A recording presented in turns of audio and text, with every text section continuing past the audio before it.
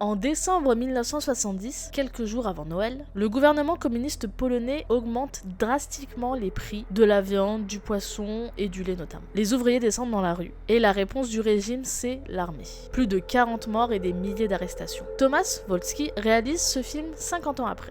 Il aurait pu très bien faire un documentaire classique, mais il ne fait rien de tout ça. Parce que la vraie question que pose 1970, ce n'est pas qu'est-ce qui s'est passé en Pologne en 1970, c'est comment fonctionne un pouvoir qui choisit de tirer sur sa propre population. Et cette question-là n'a finalement pas de date. Parce que la Pologne de 1970, c'est aussi la Pologne de 2021, le Bélarus, les États-Unis. En fait, n'importe quel endroit où des hommes enfermés dans une pièce décident depuis leur bureau que la violence est une solution raisonnable. Ce film n'est pas un film sur le passé, c'est un film sur la structure permanente du pouvoir autoritaire. Et pour parler de ça, Wolski ne filme pas les manifestants, il filme ceux d'en face. La matière première du film, c'est des enregistrements téléphoniques secrets entre les membres de la cellule de crise du ministère de l'Intérieur. On est dans la salle des décisions, on entend les hommes qui ordonnent la répression, réfléchir à voix haute, peser le pour et le contre. Et c'est glaçant précisément parce que c'est banal. Et c'est là qu'intervient un geste formel particulier. Ces hommes, Wolski les représente en stop motion.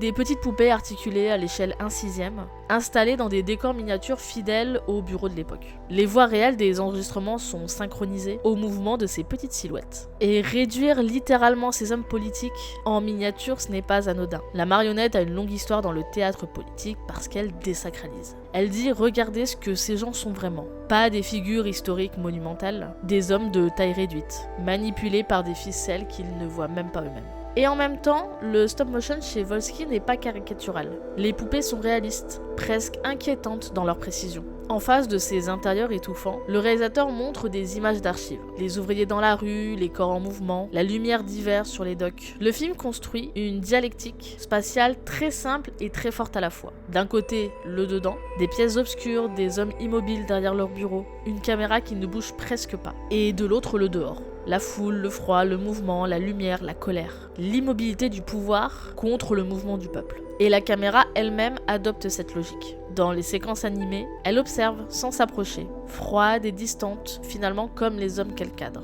Elle ne cherche pas à créer de l'empathie, elle documente, et c'est ce qui fait la force du film. Et si vous aussi vous voulez vous joindre à la révolte, 1970 de Tomasz Wolski est disponible sur Roadbuster.